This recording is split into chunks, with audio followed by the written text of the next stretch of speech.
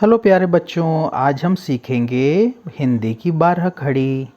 अ से अनार, अ से अनार।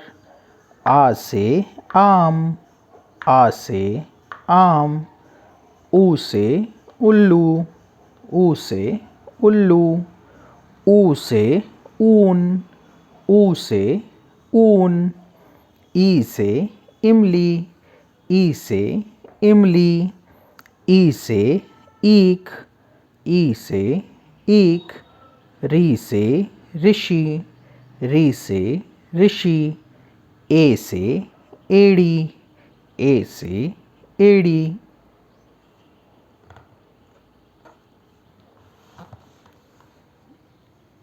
ए से ऐनक, ए से ऐनक। ओ से ओखली, ओ से ओखली। औ से औरत, औ से औरत। अंग से अंगूर, अंग से अंगूर।